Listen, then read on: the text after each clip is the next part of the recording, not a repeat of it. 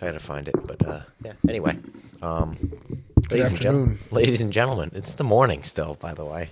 Do you think? I think once it crosses like between 11:30 to like 12:30, like it all depends on when you're still eating breakfast. Is when you cross over mentally. I mean, you can wake up at 2 p.m. and eat breakfast, so I guess that's fair. Yeah. But no, I'm pretty traditional. I like the noon is where it crosses the morning. I stay pretty traditional myself. Because I eat breakfast at like an early time, so then Like a normal person, honestly, what you should do. I'm a schedule guy, so it's lunch at noon, and then we get it rolling.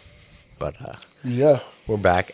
Is this episode 21? 21 of Puncher's Chance. We're 21 back. of a puncher's chance. A little all over the place. I don't know what we have lined up today, but strap in. I mean, it's been a while, so It feels like it's been a while. it feels like it's been a while, and I mean, things have happened in between. Things we haven't discussed. I think our last episode was really good. I've got a lot of people talking to me about how much they loved the last few podcasts. I've also talked to some people about getting onto the podcast too. Some really good dudes, from hospitality to the nightlife industry. So we're in a really cool spot with that. I think since then, what's the last thing that's happened? I guess in like news, culture, what do you think the last thing that's happened is that like has been on your mind? It's a tough one. I feel like the news has been a little, I might just not be following it, but a little stagnant. I try and keep up, but it's like, it doesn't feel like much is going on. No. I'm a little out of breath. I think we're in this weird spot when it comes to the news and social media. Social media is like, if you create a big enough stir of things, you can make something more real than it is. And I don't know when we're going to get out of that. Because there's some things like I think even the we could refer back to the Josh Giddey scenario, and like I can't say he didn't do anything wrong because we don't fully know yet, but I can't say he did anything right either, and I don't know which way I'm leaning toward, and I won't necessarily give it to the people, but I'd say I can't say that there's not bigger things going on because it's all depending on who you are and what who you talk to. But like, do you think that we're emphasizing far more of this than it should be emphasized? In the Josh Giddey situation, And just specifically? a normal ethos of like our pop culture and what's important and what's not. Yeah, I mean, a lot of it comes down to like you said, what people prioritize in a way and what the media wants to put out, because it's at the end of the day, the media kind of controls what we see. So it's like, what stories do they want to be popular? Right. And obviously when there's drama like Josh Giddey and the Diddy situation, like they kind of want that. Right. So they're going to emphasize those stories more so than just like the general just casual stories for sports and pop culture, like people doing good things. Right. That's not like the number one anymore. It's like the Diddy and Josh Giddey. Those are the number one stories that at least the news wants to cover because it gets them more attention, which is kind of like backwards in a way because it's so negative, but it's kind of how it goes. So you kind of got to look for what you want to look for and find the stories you want to see more so than what the news is putting out. I think that uses what used to be a little different. Well, it used to be the major difference in, I think, the early 2000s or 90s, or even, I would say even up to like 2000, probably as recently as 2000, maybe like 10 or 12, that the news was the news. Like everybody knew what the news was. Everybody knew what was going on to a degree, I would say, to a larger degree than they do now, where if you decide that you don't want to know anything about the Hamas and the hostages, you could never know. Yeah. You could truly not have to learn it. You could truly not know that there's poverty going on in Brazil right now, and that there are earthquakes and tsunamis going on in Japan. Like, and that used to be a thing when, like, I will never forget the first time I was in second grade, and I remember that we had to send food and clothes, any clothes that we had, and we had like a box outside of our door, and it Yep. was for the tsunami in Japan. And I was like, well, why is that relevant to us? Like, just natural kid thought. Like, why did Second grade thoughts. second grade thoughts? Like, why is that important to us to have to do that? And it's like, well, it's all important because it's world news. Like, and we just know that this is going on because naturally, if you just enter into any, sphere of conversation, you're going to know that that's going on. Yeah. And right now, a lot of people don't know what's going on, and they're getting their information from sources that aren't necessarily real, nor aren't necessarily validated, and a lot of things is hearsay. And it's tough because we're learning not to trust, which we've had that conversation many times of like, how much do you trust, and who do you trust, and when do you trust? Yeah. And I have friends now who have said, like, I don't really trust anything until like someone fully proves it to me. And it's like, that's not really that fun. Like, that's not real. Like, that's so ideal. And that like idealistic thought process we've talked about too is like, when can you trust anything? Like, ever? It's so tough. It's so tough nowadays, at least with the news, because everybody has their own subgenres and their own little niche, and that's kind of because of technology. Like, you go on X, sorry, and you like one tweet, that now your whole feed is getting based off that tweet that you like, so you're creating like your own little world that kind of separates you from everything else. So it's like, if you liked one tweet and it wasn't a notable source or it wasn't a real source, now you're getting filled with a lot more fake sources and things along those lines that just maybe aren't real, maybe are real, but it's kind of tough to navigate and understand, find out what's real. So I don't know. And not to hate on X, because that's probably my favorite platform right now, just because everything's so real on there with what Elon's doing. Outside of the other, and it's real against the other social media. It's real just because it's freedom.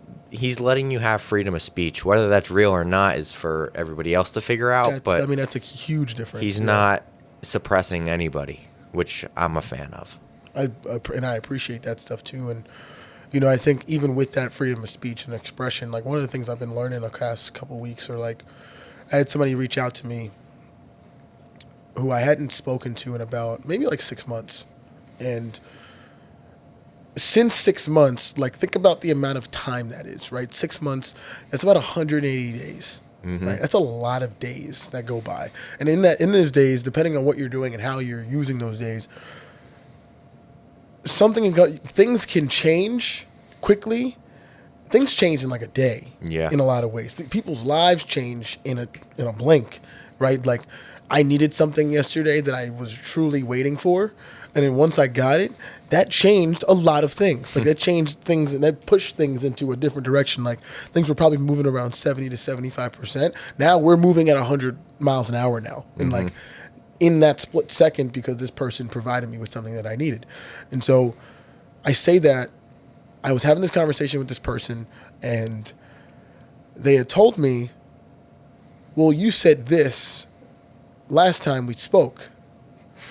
And I appreciate people holding me to my word.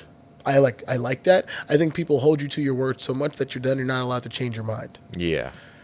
Do you feel like you're in a position in today where you speak to people and then you have to monitor so much of what you say that you're not allowed to change your mind? Yeah.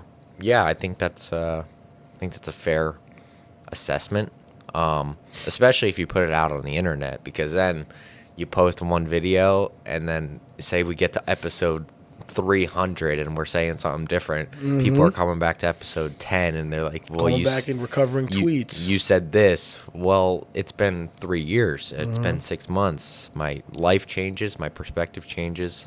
Everything changes. Everything is always changing. So it's like, yeah, I said that, but what have I done since that has changed that opinion? Right. And I think opinions, I think, should be able to change, right? Like, we should be able to look at something and decide that, you know what, I don't think I necessarily agree with that now. Or maybe I do agree with that now, and I'm going to start to identify a little bit more with that process. I'm still maybe not fully, what would be the word, fully convinced. Yeah. Or I'm not completely on that side, but now I've learned things that now have gravitated to me. You got to watch there's a Mark Maron, it was in 2020. Mark Maron's an unbelievable comedian. He's actually a Jersey guy who then moved to California long time ago. He's an older guy too, like in his 60s. And he did a comedy show. He did a special where he talked about how many things people just know and what we don't know. And he's like, we really only know about like 10 things in our lives, like something that we have went through and that we know how this is supposed to be. Everything else is just like hearsay. Yeah. Like what latches on to a feeling. Yeah. And like, oh, I looked at that. Somebody, I think somebody shouldn't be driving fast because this is going to hurt somebody. And well, it's like, how do you know? And it's like, well, I guess I know because I saw somebody get hurt. Like, and so now you think you know how that feels, so you're like, I don't want to feel that because that latches onto a feeling for me. Yeah. So everything is very, rooted in how it makes you feel and what you're willing to feel, and so I think that's where it's hard to have bias and just look at things objectively. Yeah. And I was thinking about that like recently. It's just while we're doing this, I'm like, man, I only do a few things and I do it a lot, but I don't have a wide variety of things that I do. So like when I'm thinking of topics to talk about on here and thinking of things to say, like what are we gonna talk about? I'm like, I don't have experience in a lot of things. Yeah. Well, actually, like the majority of things in life. I only have so many things that I've done in my life so far. So it's like I could talk about things that I don't know about as best as I can, or I just keep falling back on the things that I do know. right. So like it's that whole balance of like, and finding out that I really don't know much has been humbling, but it's also been, I guess, motivating in a way to try. Like, what are things you would want to start doing that you haven't done and you think are like the most that would get you out of your comfort zone, but make you also feel like you're doing something that it's in line with who you are? I've thought about it. It's tough. Just a few off the top of my head that I've thought about that is something that I don't generally do that I would like to do is a piano. I was thinking about cooking. I would like to start cooking. Like these are all pretty basic, but if Americans didn't have to work so much, I think we would explore a lot more things. And it's a shame because we have to explore it later after we're retired and you're 65 and you went through all these different things, and it's tough because I think about the structure of our week, the structure of our lives, right? And that's where like hopefully you can get to a position where you can do kind of whatever you want at an age that allows you to benefit and still see those things through. Like I would love to do more outdoor excursions. Like I would like to hike a little bit more because I don't do it now, but I've done it before. And when I've done it, it was on a situation where it was only like a happenstance type of thing. Like we were on a vacation and we were with a team and it was like, okay, we're in this place and we're never gonna be able to do this again. So like I felt it was, and those things were liberating, but it's like, well, now why can't I put it into my normal life? Well, it's like, well, I'm working so much, you got to do a lot of different things. And then you only get 2 days on the weekend because that's how we've kind of designed this structure of life that we live. And you hope to figure out a way to maximize your value, maximize your worth, so that instead of a 5-day week that you're doing, what about a 3-day week? Right. But that 3 days, you got to be getting all the things done because of depending on your it's almost impossible to do a 3-day week based off of responsibilities when you've worked so hard, right? And like, especially if you're sought after Yeah. in your profession. Like, people are sought after in their profession. There's rarely anybody who gets to do 1 day a week of something unless you're a unbelievable prize fighter, right? Like, think about that. Like, Floyd Mayweather has to fight one time a year to make more money than most people will make, more money than thousands upon thousands of people will make in a lifetime.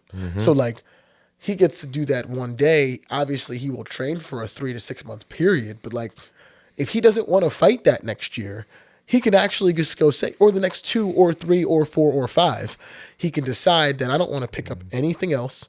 I don't want to live. I don't want to do anything with Showtime.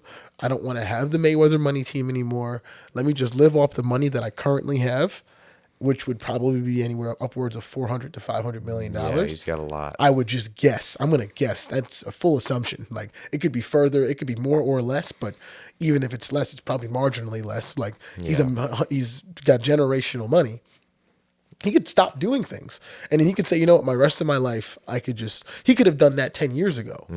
And so the fact that he still loves doing what he does, and just still being around the sport, that's where I think everybody's trying to get to. But like, I don't know if you have to always be a one of one anymore. I think they're giving us the blueprint a little bit on social media. You're getting the blueprint of what you got to do to get yourself generational wealth. There's a lot of information out there. People want to give their information away, especially the people that have been there, done that. They're starting to kind of put their stories out and put their ideas out on how to do what they did. And you think we have too much information right now, though? I think Like, is there such thing as too much information? I think, I don't know that there's such thing as too much information, but your brain can't process all of it. Right. So I guess the answer would be yes. I mean, yes, in the fact that you're never going to be able to consume all of it and comprehend all of it, but no in the fact that there's not too much on social media because everybody's a little bit different in what they're looking for. Right. So if like you go on Google, you could find what you're looking for, and that's not necessarily what the next person needs. So I think there's too much information in pretty much every niche for one person to comprehend, but there's not too much in the sense that everybody has something different that they're looking for. Yes, yeah, the array and variety of information is great, and I think the variety of that information in large quantities is also good too. But I think the information in one setting is becoming very, and it's hard to say saturated, but I think it might be overwhelming more than anything. Like, I would say, like, I understand the real estate space and I want to get into it, but there's, I would say, 1,000 people on Instagram right now who you could follow who would give you all similar, but maybe different in some areas depending on your lifestyle and like how much money you have to spend on it, can give you different insight. Yeah. Or the same insight. And that could be overwhelming because it's like, okay, let's say I got $100,000 just sitting around and you want to get into real estate. Well, it's like, who do you exactly go to? Like, who do you trust? Because I think everybody's palatable. That's the part of putting it on social media, is that you're trying to give it out to people in an either 3rd to like 6th grade reading level style. Like, that's not because you're trying to be, you don't think those people know what they're talking about or can do it, but you're dumping it down. Yeah. And so when you look at that, it's like there's so many people to give it to you. There's so many people who are in finance who are going to tell you how this works. There's so many people in construction who say, hey, this is how you start this construction company. This is where you go get your tools. This is where you go get your plywood. This is how you do things.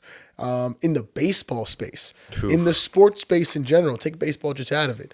There are so many places that you could go that it can start to become overwhelming, but you have to just attach yourself to whatever makes you feel good. And like, I don't know, how many people do you need to see before you say, I'm going to do it? Yeah. Right? Like, how did you go about finding your fight camp? Like, you might have went through a couple people that you learned from, or you might have just said, I'm diving in and I want to go to this place because I like the colors and I like the people who talked to me when I went there. But you never really know who you're going to see. Like, you think those people are changing your life now, but you could be missing out almost somewhere, but you don't really know that until you go there. Yeah, you're not missing out on something you don't know about. No, you don't miss out on something you haven't had. Yeah. Right? So I don't miss anything I never had before. yeah, that story's crazy of how I actually got into MMA. Yeah, get into that. I was hurt. I was hurt for baseball. I hurt my shoulder. I hurt my shoulder. Well, in general, my shoulders are the worst anyway. But going into senior year, I want to say it was the winter, and I think I hurt my shoulder getting back into it or something. So I went to physical therapy, and my physical therapist. Well, I'm not gonna say his name on here. We'll hold it. Shout out to Shout out to him. Yeah, shout out to them. My physical therapist was talking to not even me, but I was there one day warming up on that whatever it was, and I hear him talking. So I'm eavesdropping because nobody else is in the building. So I'm just listening. I'm doing my thing, and he's talking about some MMA gym he started. And he's like, "Yeah, me and my partner just started a gym," and he's telling that to the other guy. So I'm like, And that was right around the time where I was like, I kind of want to try it because I've tried other places before and they just they weren't it for me. I'm Didn't like, resonate with you, yeah. yeah, I was like, man, I never want to do this again, sort of thing. But I heard him saying it, so I'm like, I kind of want to try it. So I was like, oh, you're starting a thing? You're starting a gym? He's like, yeah, you should come by. I'm like, all right. So I stumbled upon in there and been there ever since. But it was crazy that I wasn't even seeking it, and it kind of just fell into my lap. Yeah, what interaction made you stay? I don't know that there was just one interaction. It was just more so the environment was amazing. My coaches were so welcoming. Because previous gyms I tried, the coaches were very off-putting and very stand-away-ish. Like, Yeah. I felt like I couldn't approach them. And when I got there, it just felt like I could always approach any of the coaches and they would help me out. So that was definitely helpful. But it was more so I just kind of fell in love with the sport more so than anything. I was like, I want to do this for like the rest of my life. So I was just falling in love with the sport and wanted to keep doing it. Yeah. On top of the fact that the coaches were so welcoming, the environment was so good, and it just everything was aligning, which was crazy because it was never something I even sought after at that point. Everything just kind of fell into place, like it was meant to Yeah. be. And I think the main crux of what you just spoke on and the buzzword that I would give to people, which I don't necessarily think it's a buzzword, but it's environment, right? Like I talk to kids all the time and in my profession and getting them invested in what we're trying to do at the place that we're at now as far as like performance training and things like that. And I talk to parents more about environment, like forget what we're even doing. Like, right. Like it's sure I can get your athlete assessed, your son or daughter assessed, and we can help them understand all the technicalities of why they're getting this assessment. And then we can help them through their workout and things like that. They can get stronger faster, but like you can get stronger faster by yourself. Like this isn't because they're going to get stronger faster they can get stronger faster here from a more data-driven, technically faster rate than somewhere else because we have more skill in our process. But like the people at Stray Dogs aren't necessarily different and then the other places that you've been. It's the environment. It's like the people there didn't know necessarily less than someone else. Like most people don't know less than others, like we're all trying to be on that same, like, especially people who run things, right? Like having different certifications and having the experience with different people. It doesn't mean that they don't know less. It's how they're conveying it to you. It's like how does that person feel when they walk in here? And do they feel like it's a place that they can be themselves the best way they possibly can? And that's why even one of my good friends at this point now who I've gotten to know very well recently, who's in the hospitality industry at a major level, who's actually a consultant in it, and they talk about everything with people is hospitality. Forget like it being necessarily a hospitality from the food and beverage or the hotels and things like that. Like anything you do with people is hospitality.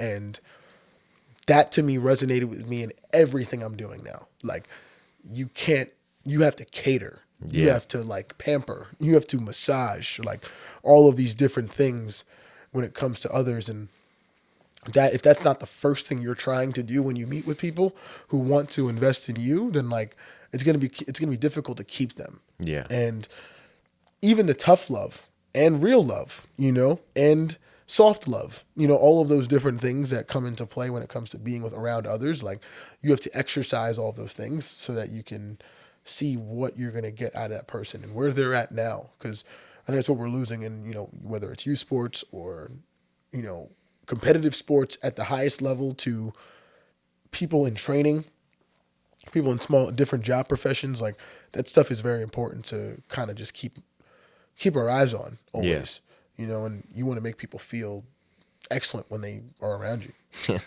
At the end of the day, everybody kind of just wants to feel good. That's it. That's really what it boils down to is how do you make someone feel when they're around you, and how do you give them that confidence that every time they're around you, they know they're going to feel this way. And so, yeah, man, I mean, kind of segueing into that, like it was my birthday yesterday. So like for me, 27? yeah, 27. Hey. Yeah, it was cool, man. I kept it light. I was working, so for me, but it was good because the kids get you through it. Like, even though you're in a facility for 13 hours in a day, like it feels good. It's fine, and like I think I was spending it the exact way I should have been spending it.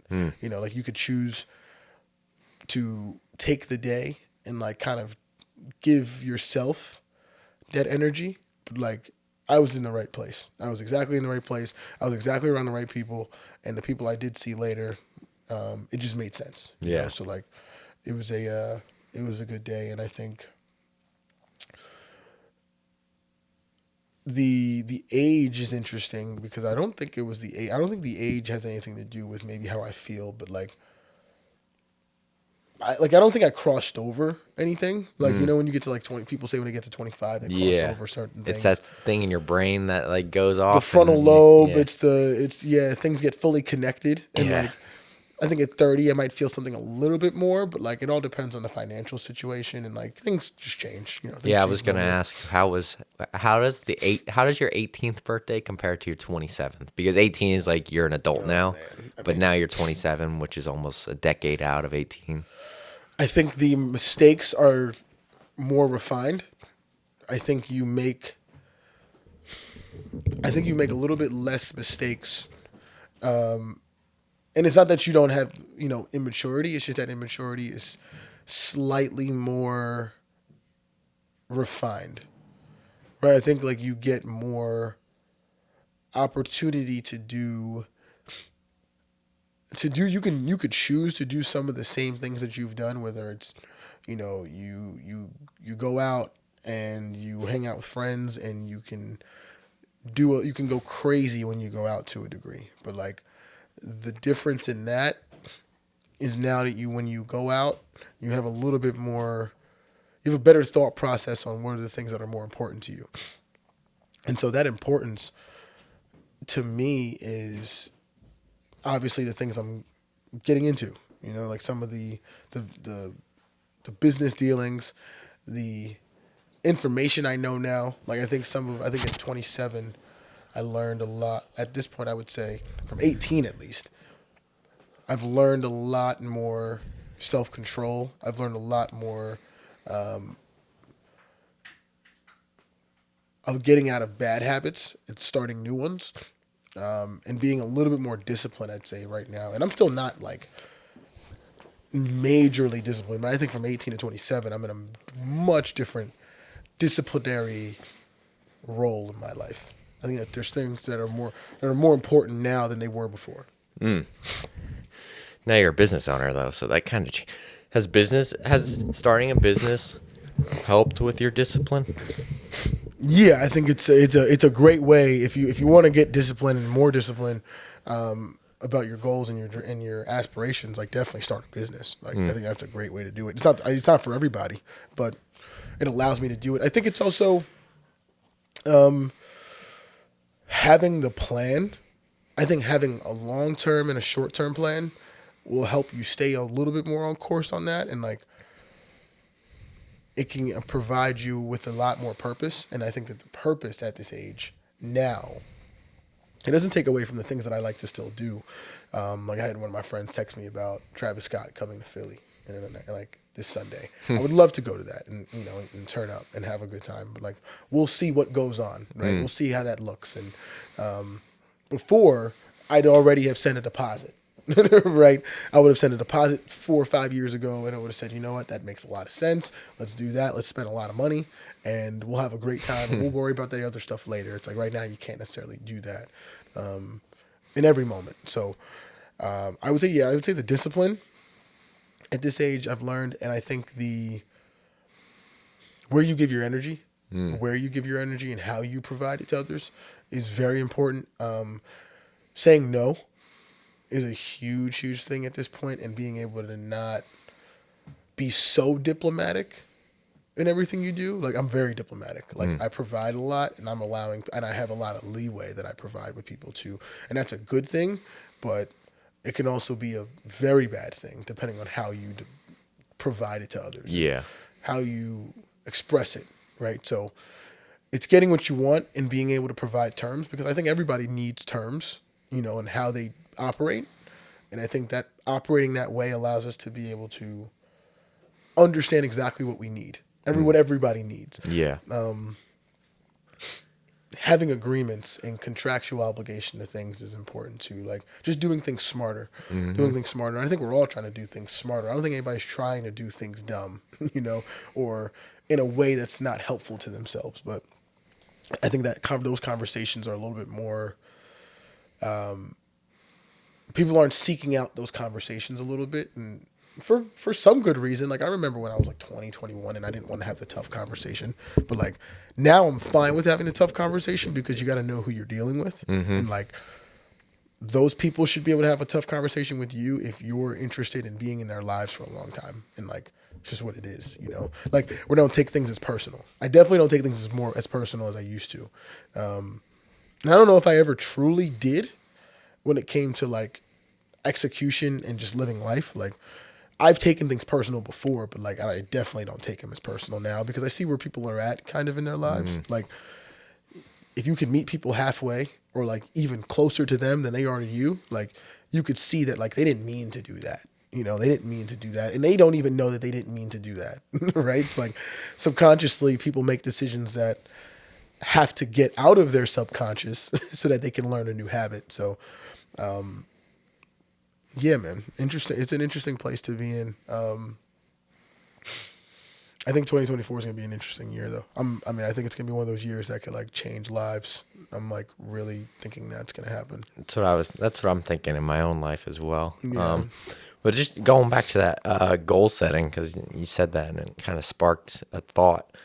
I remember last year, we were going into 2023. It was after Christmas, because I know it was already Christmas. I got everything, and I was on my computer. I was like, this year I'm going to write down my goals and my like plans and what I want to do. And I wrote down everything, and I looked on my computer the other day, because now we're close to 2024, and I don't know that I did any of them. Okay. So like it goes back. It was that thing of like. But did you truly want to do them? I did. Well, I looked at some of them, yes, some of them, no. It was like some of them were like pretty large goals, kind of like a throwing, I don't know, what's that saying, but like going for big. Yeah. So I made it a little extra large. So like those I'm not too worried about, but some of them, it was like I didn't do any of them at all. And Ever done a vision board? A vision board? No, I don't think so. We should do one for like the people. We should do one. That's a cool thing. I did it. I don't know what that is. One of our good friends. Shout out to Apostle Ray. She's a really, really good woman, and she's just I don't even know what Apostle Ray necessarily does, but she's one of those people who's just,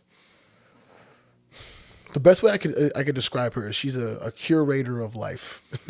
Like she's in every place. Everybody knows her, where she is. Everybody loves her. And I don't know if everybody can even identify what she necessarily does. But like she's always doing something positive. Like I've never seen the person who's not doing something positive, who's not just like smiling ear to ear, and like, but he'll have like the serious conversation with you and say like, hey, I think you need to get your life in order, or something Yeah. needs to be better, and but I know you will get it, so here's how you will get it, and so really really interesting. And she's been in our lives, my family's lives for at least like it's got to be what 10 to 15 years now. And I remember we went to her place in Jersey, and we did a vision board. We had basically it was like a day where like everybody came in and did a vision board, and I got to see if I still have it. But vision boards are essentially you take inspiration from pictures in like magazines or books that you've had, quotes that you read, things like that, and you make a collage.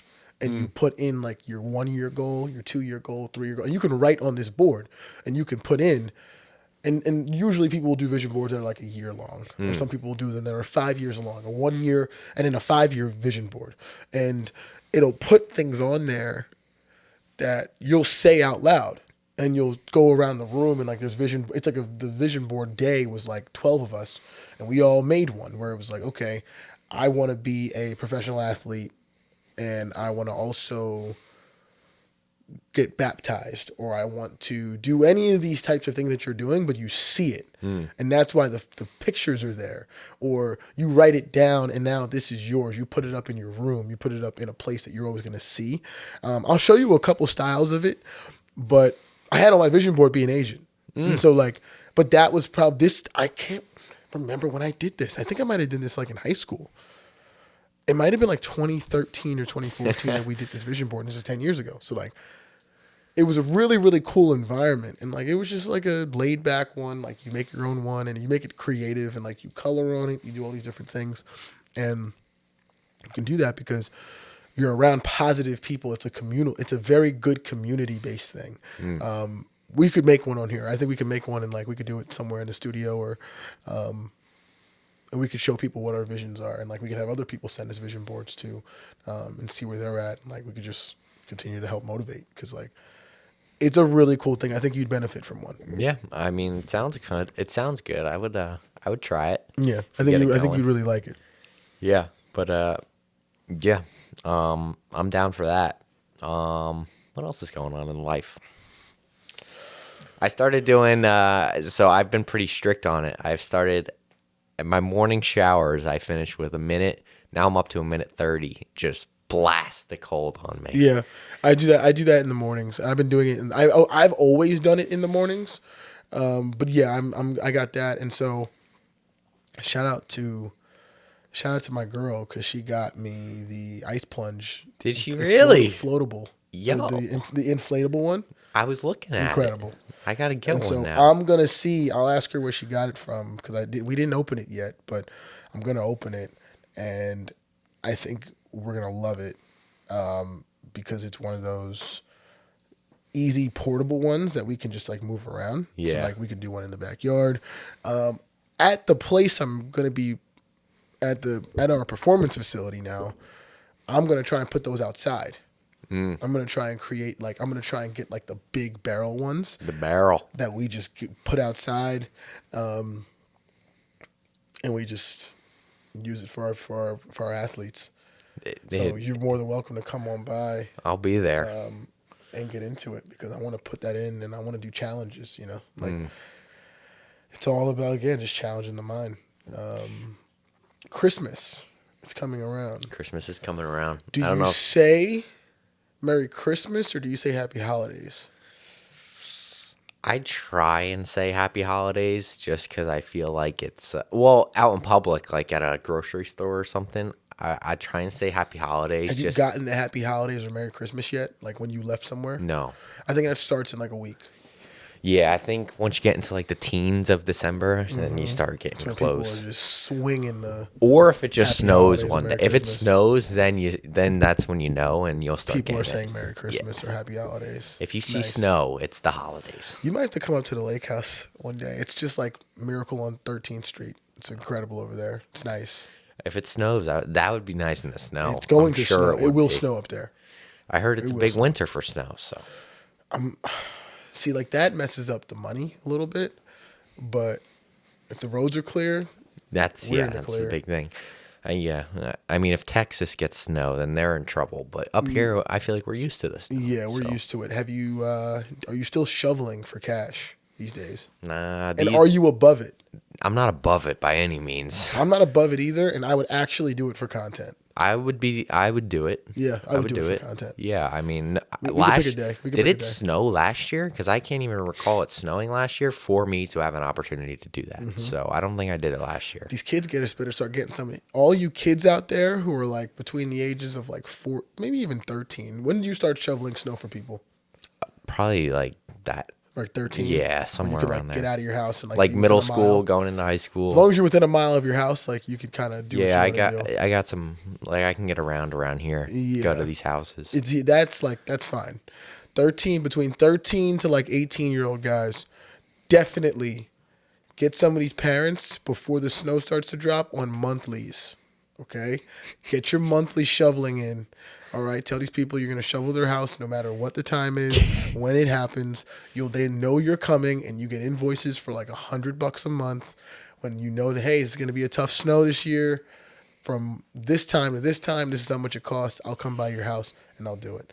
I'm giving you guys like an elite business plan. It's very simple. Okay? Get them on a monthly, and Because dude, think about that. and it doesn't even snow this winter. Because I remember going around with my boy, with the homie. We would go and say, you know what? We're gonna go to like 10 houses today. We're charging $40 each per guy. For both of us, $80. We'll do everything. We'll cover your, and we had salt. So like, you bring the salt. You bring the salt. You can't they're put a good. price on salt. Can't put a price. Can't put a price on it. So we were going $80, Can't put 40, and we would do the driveway, the walk up, the stairs, the side, and we would salt it. You can't lose with that. Can't lose with 45 minutes. Yeah. We do like 10 to 15 houses a day. Yo, it's a bargain. Make your winter money. It's your a money's bargain. there. And Yeah. so now I think if kids said, you know what, I'll go to 30 houses. I'll go to 30 houses. We'll charge you guys $100 to $150 a month. And if it snows 3 or 4 times that month, they got their money in there. They got their money in. You invoice them, nice and easy. Because other people are gonna absolutely hit you over the head, like the lawn guys with the snow blowers, the 4 or 5 snow blowers. they're gonna get you. They're gonna hit you over the head. And They're gonna whack you with a shovel. yeah, and it's going to be a lot of money, and you're going to be like, man, I wish I paid that, those 2 14-year-olds, and they came with a great business plan, sent me a Stripe invoice, we're rolling. So, again, guys, 14, 18-year-olds in every county of America, start putting yourself out there. It's real simple. Make it happen, especially the guys that they know they're going to get snow. Like, in upstate, New York, if They're you're already going getting snow. Connecticut, Massachusetts, like, guys, go everywhere in the country that it's in the north. Lock in. Go make your money right now. Yeah. Go do it, especially if you don't have a vehicle. Like, this is how you do it. You go walk around to 15 houses a day. You're out there for 5 hours. Yeah, it's gonna suck. It sucks, but like, it's actually just like as therapeutic as you Bring can some get. friends and have some fun. Yeah, bring some friends. friends. You don't want to split up too much of the profit. Yeah, no. no, Not everybody gets to eat. You need one. You Piece need of the one pie. other person. Yeah, you need like one other person. You need a buddy. If you do it solo, then it gets brutal. Yes, the solo mission on the snow. That's where you need the snowblower. That's where you need some grit. But if you had the snowblower and all you do Yeah. is paying for gas, Can't put a price on gas can't put a price on gas. and salt. So they put out speaking of prices, I didn't see all of it, but it said what you need per state to make money, what money you need, how much money you need to live in each state. And obviously there's a lot more nuance that has to go into it because like Yeah. certain parts of New York, like they said New York versus New York City is much different as far as a financial commitment depending on where you live, right? Like if you live in Oneonta or Onondaga, New York, Yeah. it's much different in New York City. But they said the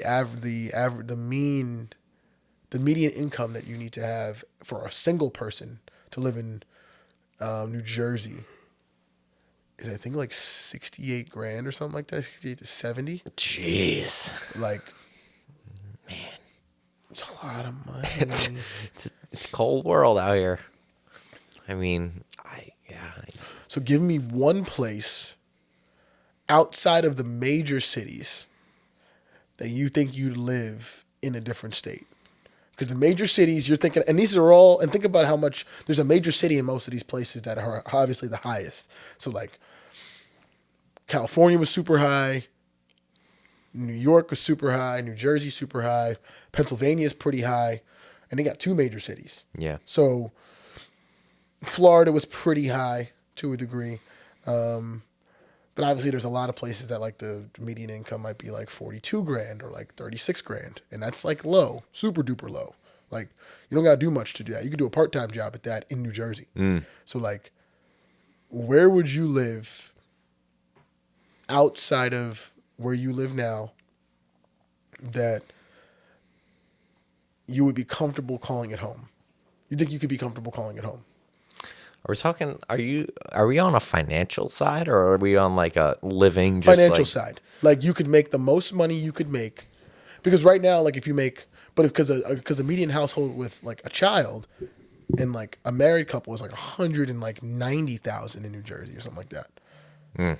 That's a ridiculous amount of money right there for some people. Crazy. It's a lot of money. Yeah. The median. That's not even like. It's not even the high end. Not even. And most people are regressing farther down the mean. So like, there's people who are mostly in the hundreds to like 120s. The mean is like, that's because there's people who are outweighing that a little bit. Yeah. That's a tough one. Where would I live where I could feel comfortable? But make the most money you could have. Like you could have the most money you could feel comfortable in. Like you wouldn't mind living in this place. It may be a little bit different than where you live now. Like would you live in like Little Rock, Arkansas? Oh. And make the money you got and make a lot of money. Like what's the number you need to go down there? Oh. I guess that's a better question. What's the money I need to go to like a middle of nowhere? Is that the question? Like Des Moines, Iowa. Okay. Like, Okay. what do you need right now to pick up and go? Oh. Truth be told, probably not. Because your that money's much. going to go further.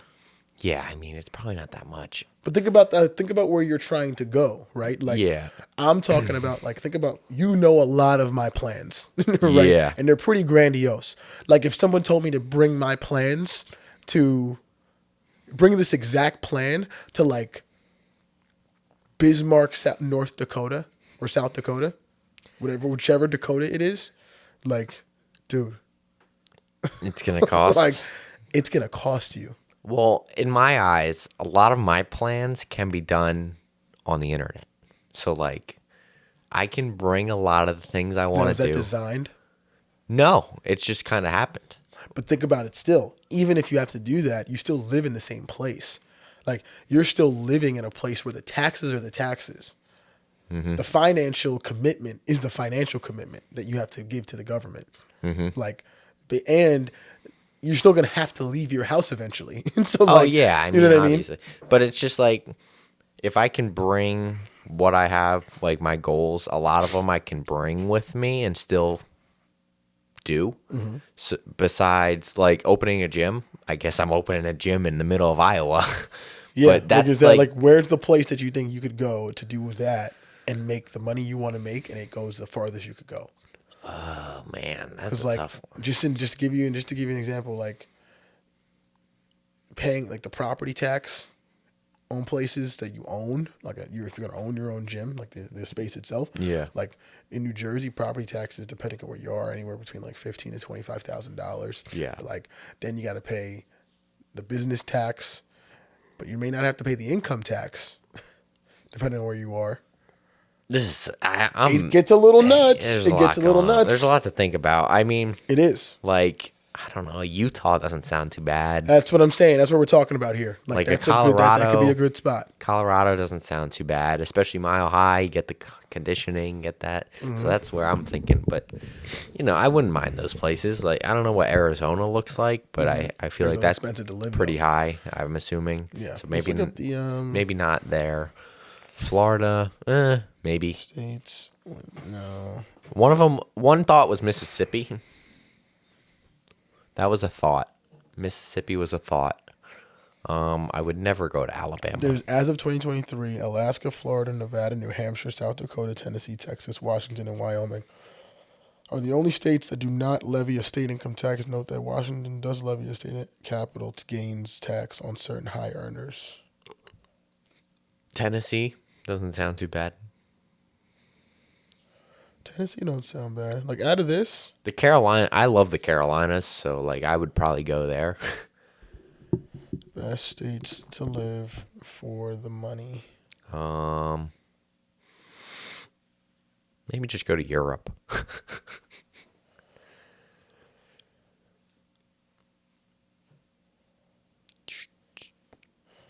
Yeah, I don't know. Maybe Yeah, I would say the best states off. Best states. What is the state is the best off financially? Nah. Number one state to live in is Utah. It says Washington. Number two. that was just like on a whim. I said Utah. How crazy Number that I three is got that right. Idaho. Number four is Nebraska. Number five is Minnesota. There's nothing on the East Coast. It's Minnesota. because it ain't costing you nothing. Minnesota's a good one. A lot of wrestling out there. A lot of wrestling out in So Minnesota. now you say you don't like the cities. You don't say you don't like major cities from the hustle and bustle type of thing. Yeah, no. So what do you need to live in New York City and start a gym? Oh, you have to pay me after going to New York City not too long ago. You have to give me a pretty What penny. do you need? What's that number? Like per year, we're talking at least $1 million per year. $1 million? I I don't. do not- I think you do it for less. No, I think you would do it for I less. refuse. No, I would not. Do you know how much per month you're making on $1 I million? promise you, I cannot live in New York City for an extended period of time. So you I think I need- could get you. I think I can get you to live in New York City for at least two to 4 years on $350,000 a year. Well, one, I'm not going above like the 10th floor. Refuse. Sure, live where you want. Okay, live where I This is want. perfect ideal scenario in New York City though. Like you can live. You're not gonna live super high. You're gonna have a great spot. It's gonna be gorgeous in there. Like, Everything you need. If you get me a penthouse on the 10th floor in New York It's hard to City, find you a penthouse on the 10th floor. or like a very nice apartment, I don't know. It'll be gorgeous. I I'm don't know saying the you can get terminologies. everything you want. Think about how much you're bringing in at $350,000 a year per month. What is that per month? like But 40 grand a cost month. of living in New York City. This is what I'm saying. But you will be able to subside that. Like no matter what, you'll still take home $180 to $200,000 minimum. It's going to be a lot. It's going to cost you a lot to get me in New York City for over a year. I think I can get if you're making $25,000 a month after taxes, everything. I think you can get in. I think I can convince you to live in New York I City. don't think you can. That's I crazy. promise you can't. That's crazy. Because I do not want to be in that city. I don't want to be in any big city like that. That's crazy. I You got to see can't. more cities though. Like Miami was great. You got to see more cities. Yeah. 'Cause there's a lot more cities like Miami as far as like the structure, from how you get in, how you get out, the style in which like things are separated in the cities, and I think you could figure that out in different spots. Like I Yeah. would say, as placed it, I think you could definitely thrive city wise. Like I think Nashville, you do pretty well. I want. And I wanna Nashville's go. like jumping. I Like, wanna there's go a there. lot more people who move down there now. It's becoming hot down there in the Tennessee area. It is. It Everybody's 100% moving. is. Yeah, Nashville. I want to go, so hopefully I can go soon. Miami was nice. Philadelphia, I don't really want to live in, to be honest. And I know a lot. You used to live there. New York City, no, I'm good. Boston, maybe. I've been there, but I didn't really see everything, so like that's a maybe. What are the big cities we got? Charlotte, I liked Charlotte. Okay, what'd you like about Charlotte? No. It was nice. It wasn't too big. It wasn't too hustle and bustle like New York City. It was a little slower. Overall, it was nice. Like Charlotte. Haven't been. I don't know. I think you'd be a good fan of anything in Texas too. I've never been to Texas. I do want to go. I think Texas would entice you a little bit. It's got those like, it's got big cities. Like it's bigger than Charlotte, but it's not as. I think you'd be able to handle like an Austin. I would like to go. I think you'd handle it. I'd like to go and see it, but yeah, it's gonna cost you a lot to get me in New York City. Yeah. So if anybody wants to fund like $5 million per year for me to live That's in New York, ridiculous. You don't need $5 million. I'll live for $5 million. in New York. Until you start making real money, you won't need. You'll tell yourself, wait, $5 million is crazy. No, I know it's crazy, Yeah. but I'm just, I like it. Reach for the stars, though. might as well, right? That's the going rate for Ty when he gets to that point. So 2024 is a big year here. It is a big Speaking of year. shooting for the stars, million subscribers coming soon. million subscribers. I was listening to the Joe Budden podcast, and Ian Dunlap, who runs like Earn Your Leisure, really, really cool guy. They both say that it's going to be over for about 90% of podcasters in the next like 12 to 24 months. To be honest, I can believe it.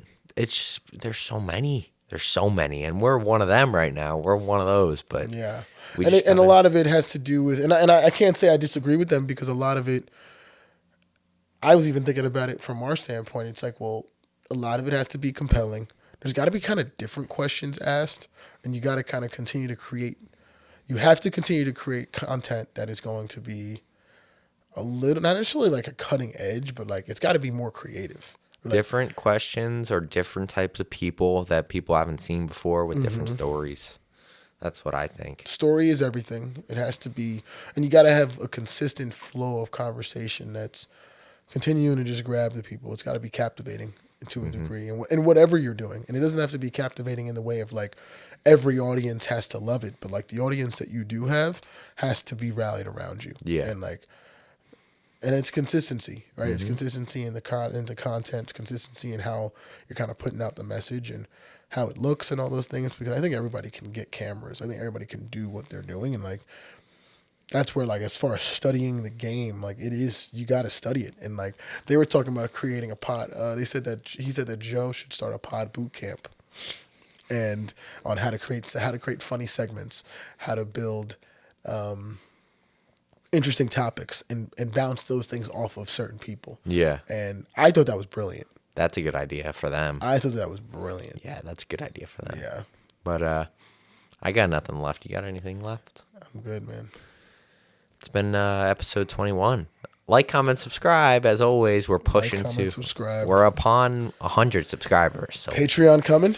Patreon is coming. I mean, it's set up to an extent. We still got to do the fine tuning of it, which that kind of requires. I'm gonna have to collaborate on that. Yeah. For a couple things, but do it. we can get it rolling soon. I'd like to. I would like to. So stay tuned. Well, there will be an announcement when it goes live. Couple guests coming soon too. Couple good guests. Like, comment, subscribe. See you guys in the next episode. Peace.